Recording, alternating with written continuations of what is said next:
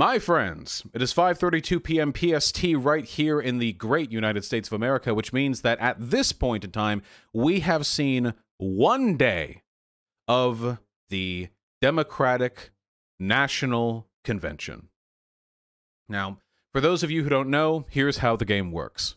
The Democratic National Convention, which is traditionally held in Milwaukee, but thanks to the pandemic is all being done over Zoom these days, is the part in the election process where all of the Democratic delegates cast their vote for who gets to be the presidential nominee that they'll throw up there against Trump, in this case. So, unfortunately, there's not much of a hope for Bernie. Seems like the delegates are going to go to Biden. And for that reason, people aren't really that interested in the underlying technicalities of the delegate proportioning and more interested in, optically speaking, how is the DNC handling the end of democracy? You know, that is happening. And I'll tell you, the answer is not well. I wish I could have live streamed this, but I would have gotten copyright claim for sure. This is the stream. 2 hours, 17 minutes, and 16 seconds of the Democratic National Convention Day 1. And look, what a rousing like-to-dislike ratio we got. Much as I'd love to watch it all with you. We are a people in a quandary about the present. We are a people in search of our future. We are attempting to fulfill our national purpose to create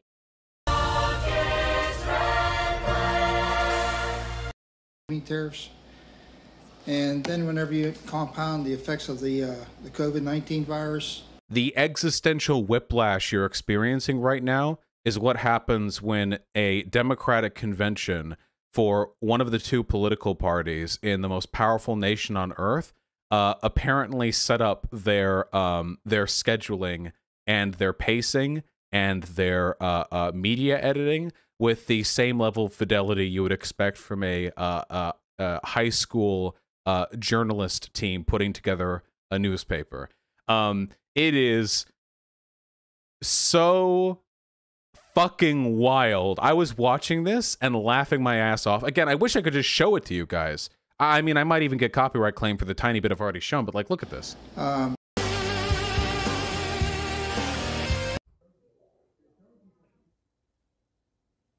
This is real, by the way. This was being live streamed. We try to tackle in a way that we haven't before systemic racism in the city. It really is about. In this pandemic. Oh, wait. Lost jobs. At the beginning of this guy's segment, look. Please look. Good evening. I'm Congressman Jim Clyburn here in historic. Good evening. I'm Congressman Jim Clyburn here in historic Charleston, South Carolina. 6 months ago, I stood not far.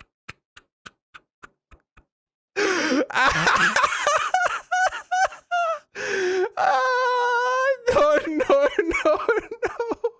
Man, if you're already doing everything over Zoom, why not edit? Oh, man. And I've seen his heart. That man is Joe Biden. Joe Biden is what I call America tough. Tough in the best way.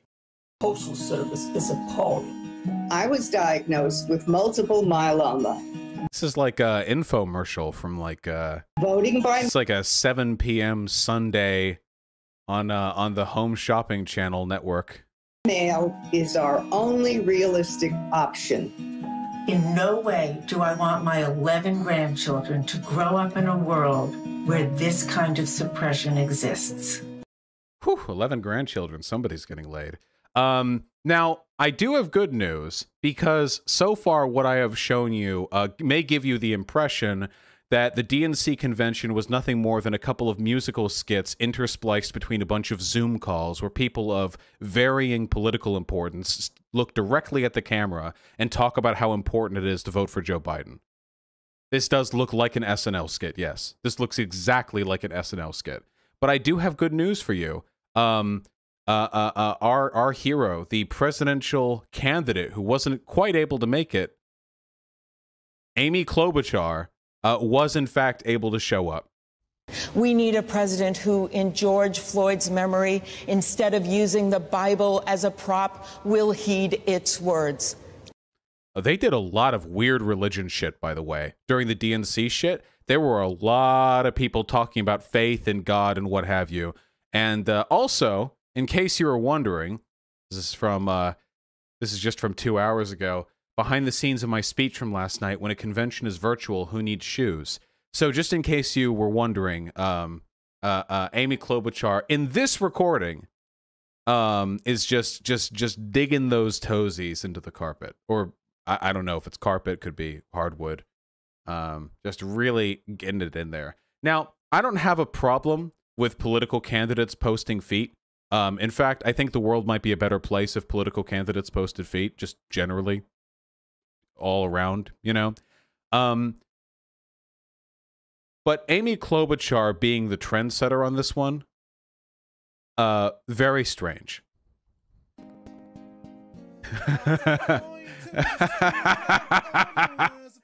I'm glad something good came out of this. Oh yeah, Abby Shapiro is actually the trendsetter with the political candidates with the feet pics. Well, there was unironically a good part to all of this, because the first hour and a half of the convention kind of felt like a lead up to the one genuinely good part. Friends, thank you for your trust, your support, and the love you showed Jane, me, and our family. Together, we have moved this country in a bold new direction, showing that all of us, black and white, Latino, Native American, Asian American, gay and straight, native-born and immigrant, yearn for a nation based on the principles of justice, love, and compassion. I love Bernie Sanders. Oh man. Oh boy. I really like that guy.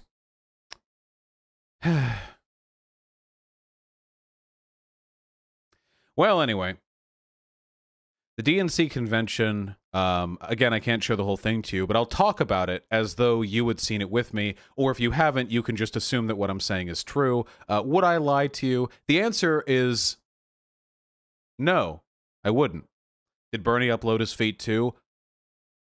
Maybe. I don't know for sure that he hasn't. Now, the DNC convention, if there was one word I could use to describe it, it would be cringe. I cringed in a lot of ways, actually. I cringed at the poor production quality, but that's like an obvious cringe, you know. The real thing that made me cringe, the real thing that upset me, and I'm serious about this, is how, with the exception of Bernie Sanders, virtually every political candidate there was interested in doing two things. Two things only. Virtue signaling anti-racism and signaling to the right. That was what they did pretty much the entire Democratic convention. Now, I want to be perfectly clear. Democrats talking about how important it is we all unite behind the message of anti-racism and anti-sexism is a lot better than Republicans just openly, like a bunch of gruff guys, you know, in a meeting room, like, yeah, fuck black people, right? Yeah, okay. Like, it is better. The former is better than the latter. I stand by that. It's still not good. It's far from great. Bernie Sanders, in my mind, was the only person here. He looks silly in this frame. That's a little better.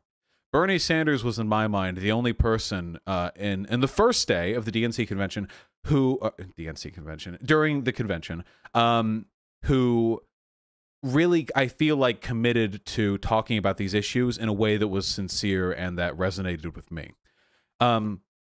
See, the thing is, and this is the problem with liberals. It's really easy to talk about not being racist and really difficult to actually be anti-racist. There's a wide gulf between these two things. And this has been the history of moderates in this country. I'm sure we're all familiar with the famous Martin Luther King Jr. letter from a Birmingham jail, in which he claimed that white moderates were a greater impediment to racial equality than the Ku Klux Klanners. And there's a reason for that.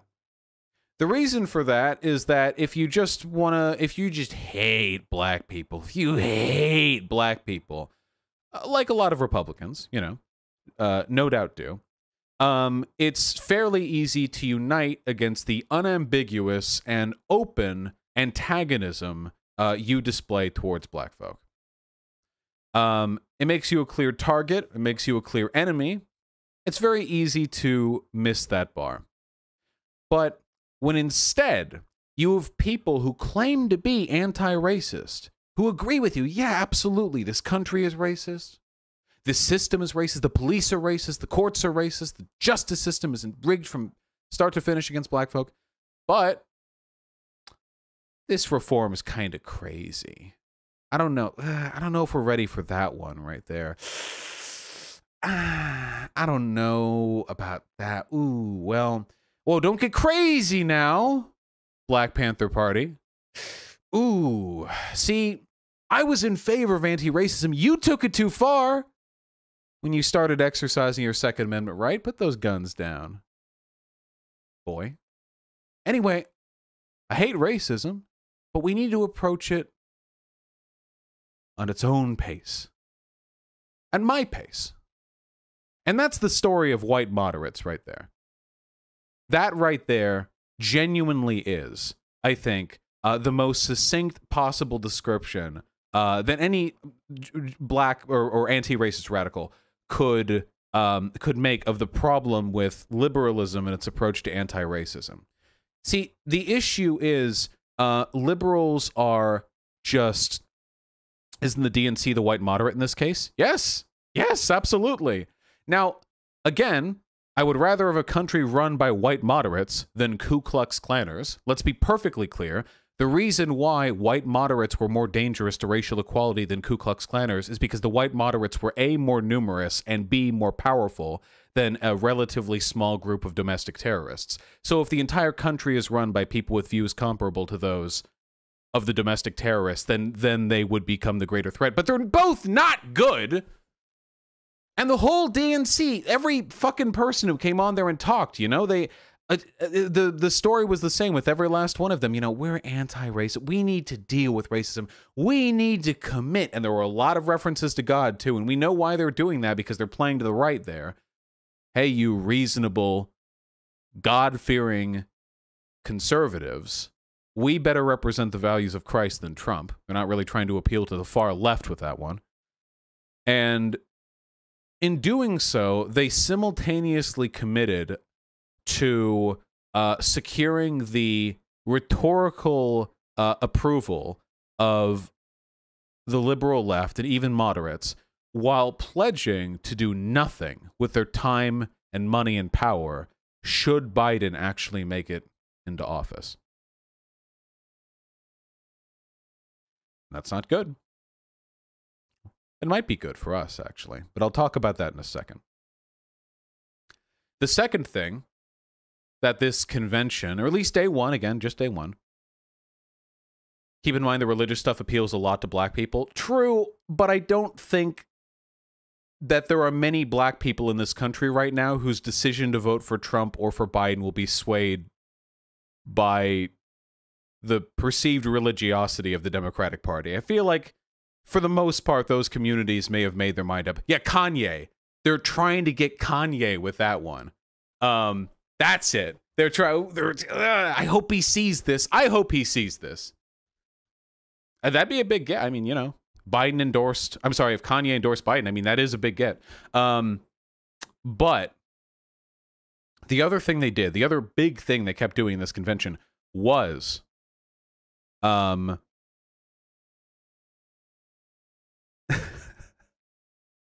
giving us the finger. If you know who Kasich is, there was a lot of Twitter drama over his being invited to speak at the convention. And I remember, man, ooh, because I actually like started when he said it because it was so fucking funny to me. He went on there, and I know what they're doing, of course. The Democrats are trying to, you always have turncoats, you know? You always want a turncoat. So if at the convention you show a bunch of Republicans, you started, yeah, like started, like, ooh, you know, like you like started, like you were surprised or startled.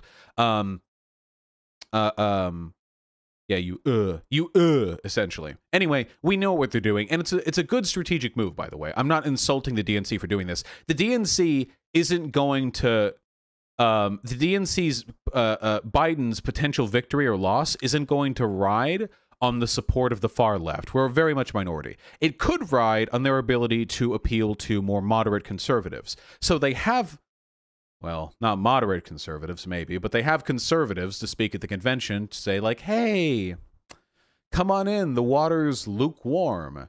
Biden, I hear, this is virtually a quote from Kasich.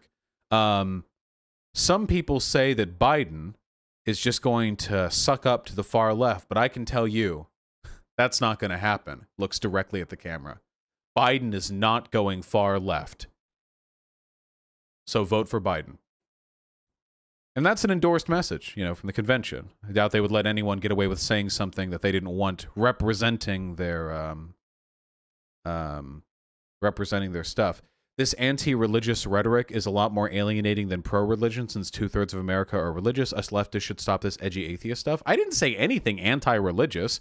I just said why. I just explained why they were pushing the religious angle, you know. But yeah, obviously, like, if you want to move over a lot of, especially working class people, you know, especially conservative working class people, obviously being super edgy atheist, enlightened edgelord, probably isn't going to be the best way to move people over on that one. You did say on Twitter that evangelicals are a death cult. I'm talking about this segment right here. And yes, evangelicals are a death cult. They literally want send the chosen people back to fucking Jerusalem so they can be sacrificed to in a fucking deific, apocalyptic, end of the world scenario. Okay, yes, they're a death cult. Don't at me. Evangelicals aren't all Christians. Evangelical Protestants, stop. Anyway, fuck me. The point is, the DNC convention was about committing to nothing, nailing down nothing, and trying to distance themselves from us. Now, there are bad parts to this, and there are good parts. The good part, the main good part, is that it's a challenge, and I love a challenge. Kasich looking me in the eyes and telling me that Biden's not going to go far left? Well, okay. I mean, I don't think he will either, but, I mean, if you put it that way, I can try, you know, if you insist. The other main thing is, and this is the thing that I want to hit home, and this is our strategy, and this only works if Biden wins. This only works if Biden wins. We don't get this if Trump wins. This is my messaging for 2021 to 2025. This is my messaging. This is what we need to do to win. And if we do it well, we will win. We will win. And by win, I mean we'll achieve a bunch of our goals. There's no real winning, of course. Life is an ongoing struggle, but we will do well. Here's what we need to do. Biden needs to win. The Democrats rejoice. Orange Man is gone. Trump will probably be arrested or die or disappear or something after he gets ousted from the White House, because he is just he's got a lot going on. The Democrats rejoice. Woo! Black Lives Matter is still going on. BLM's not going to stop. We've really, really, really lit the trash can on fire with this one in the best possible way. BLM is still going, and most Democrats support BLM. 2/3 of America supports BLM, and 1/3 of America is Republican. I'm willing to bet most of the people who don't are Republican, so I would probably like 80 to 90% of Democrats support BLM. So how do you think those BLM folk are going to feel when Biden comes into office and, following from the convention's apparent unwillingness to commit to any real policies in favor of anti-racism, nothing really changes? How do you think that's going to make the liberals who support BLM feel?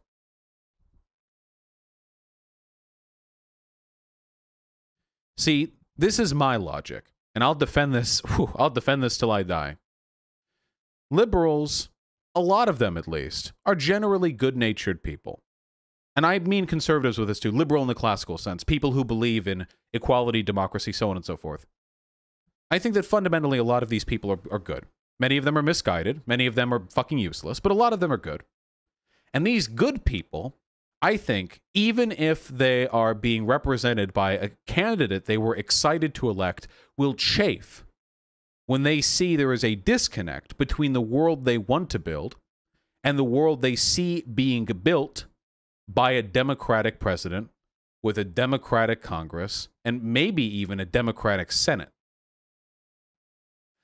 Under Obama, we did have 8 years of perpetual disappointments, but the difference was, back during 2008, 2012, there was not a powerful left-leaning caucus within the Democratic Party to pull on Obama from the left. Obama was the left-leaning contingent of the Democratic Party, at least optically. At least that's how people perceived it. So when Obama disappoints, liberals don't have a good example. Liberals don't have a contrast to go like, oh, wait, wouldn't that be better? Now, we fucking did it. They can't undo this. We have the squad in office. AOC is one of the most popular politicians in the country. Bernie Sanders has radicalized millions. We have a real left now. A real left. And we're not big enough to take the Democratic Party, but man, how do you think it's going to go? Every time Biden or anyone, any other establishment Democrat, anytime they do something disappointing, and then very popular politician AOC condemns it or criticizes it or even makes a snarky comment during one of her TikTok live streams. I don't know. Or Bernie Sanders constantly pushing for more radical legislation and criticizing every time the Biden administration does something that capitulates or in other way, you know, kowtows to a conservative or to a moderate base. This gives us an opportunity that is literally unprecedented in American history. Is it a guaranteed win? Absolutely not. Of course not. Will we be able to move Biden left? No, but that's not the point of bully Biden. It's not to move Biden left. I don't give a fuck if Biden moves left. What can a president on their own do? The party needs to move left. And the party is fundamentally only deriving its power from the votes that it receives from its constituents. And if we get those Democrats, liberal by liberal, realizing that a moderate approach to the problems of this country are just not fixing things. We're not solving climate change enough. We're not doing enough about Wall Street. We're not doing enough about income inequality. We're not doing enough about impoverished housing. We're not doing enough about food deserts. We're not doing enough about police brutality. We're not doing enough about anything. Well, hey, now we have another example to follow. Now we have another leader, a figurehead. AOC, Bernie, new people could rise up. AOC, Rashida Tlaib, Ilhan Omar all did better this time in their elections than they did during their original congressional elections. Our popularity is only going up. People are only getting more radicalized and only getting more critical of the mainstream DNC. And that's what I'm hopeful about. I'm so goddamn hopeful about that. And that's the project I want to work on. I don't want to spend another 4 fucking years with Trump in office being able to do literally nothing in a policy level at all whatsoever, and limiting my ability to radicalize liberals exclusively to those who aren't so disincentivized from radical politics by Trump's 2 consecutive terms that they're even willing to listen to me, you know? I would rather be able to reach all of them. I would rather be able to talk to all of them. Wouldn't that be nice? AOC is not that popular, unfortunately. No, because that's a national poll. I'm very familiar with that AOC poll. They'll say AOC is not that popular. The thing is, every conservative knows about AOC because they talk about her non-fucking stop. So every conservative will say they hate her. So she has a higher ratio of hate to like. AOC is not that good, though. AOC is so much better than what we had previously. Is AOC perfect? No. Would I be perfect if I was a congressperson? No. Would Karl Marx be perfect if Karl Marx was brought back from the dead, nationalized as a U.S. citizen, and then won an election somewhere in fucking WA10 and then became a congressperson? No. He would probably do something anti-Semitic. Maybe. Possibly. Maybe. Nobody's perfect. It's better. We fight for better. Nobody can fight for perfect. Revolutions aren't perfect either. A lot of people frame this as like a reform versus revolution equals like with perfect. Do you think a revolution is perfect? You think that leads to a perfect outcome? That's what you think? Ridiculous. No. Be excited for the future, in a future where Biden wins. Because if Trump wins, all we can really do is hunker down and hope the material conditions of capitalism degrade to a point where we're able to radicalize people, but not so far that a revolution happens. Because if a revolution happens sometime in between 2021 and 2025 during a Trump presidency, it will not be the left that wins that revolution, okay? We are probably like 2 or 3 more bad late nights tweeting from Trump before he just makes being a leftist illegal. Please, God, let's make this a little easy for ourselves and choose our opponent, okay? So DNC convention, pretty cringe, but they're signaling to us. They're signaling to us that they're not going to improve the country in the ways that their voters want them to. We need to point them in that direction. We need to point the voters towards a better way.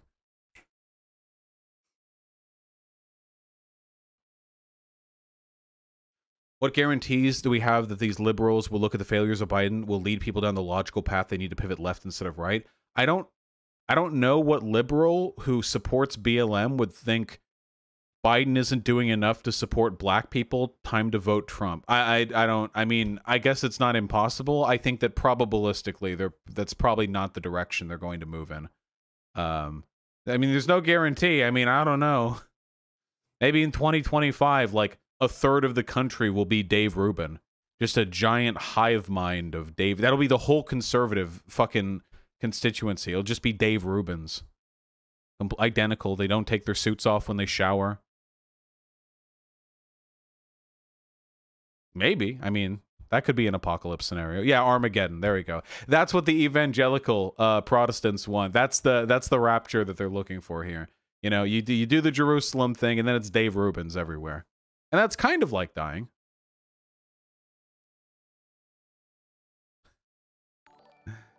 Yeah, it's worse than dying. All right, okay. Enough goofing, folks. What do you dislike about AOC? Just wondering. AOC has stumbled a lot when it comes to foreign policy stuff. But we have to remember AOC has information we don't when it comes to like the internal mechanisms of the Democratic Party because she works for them or with them, which means that she probably has a better understanding of what like steps she can take and what she can't, you know? You would get the same thing. Even if I was a congressperson, you have to recognize you have to play the game. If you don't play the game, you don't win and don't get anything done. And part of playing the game is occasionally, you know, making votes other people aren't going to agree with. What wrong things has she said? I forget. It was mostly foreign policy stuff. But she does base stuff, too. You know that AOC raised her dues to the DNC and then raised extra money, which she gave not to the DNC, but only to other progressive candidates. Like she raised extra money, and the DNC was like, "Give me," and she was like, "Fuck you! I don't owe you shit for this. I'm only giving you this to candidates I think are fucking poggers." Yeah, that's not really a grifter move right there, you know.